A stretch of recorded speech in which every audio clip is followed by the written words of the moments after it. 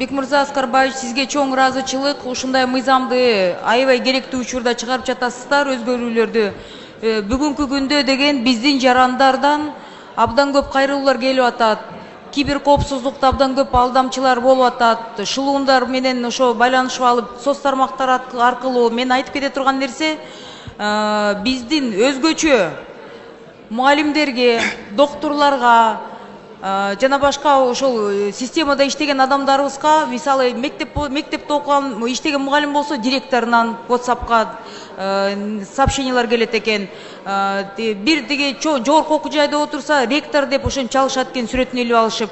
Анан мындай тигиндей деп туруп коркутуу үркүтүүлөргө чейин жетип баргандай. Бирок бул шылуундук нерселер менен эптеп ошол адамдардын каражаттарын алуу. Мен түшүнгөнүмдө ошондо бул мыйзам деген ошол нерселерди токтотууга багытталган, туурабы? Туура. Рахмат. Ушул урматтуу Улуттук банктын өкүлдөрү, сиздерге дагы ушундай биздин киберкоопсуздукта бүгүнкү күндө жарандарыбыздын, өзгөчө жаштардын аралашканы өкүнүчтүү болуп атат.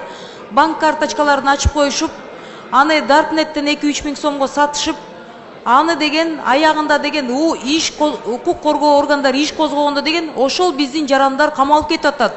Ушуну жаштарга да бир жеткириш керекпиз деп мен суранат элем да. Чоң рахмат, мыйзамды колдойм.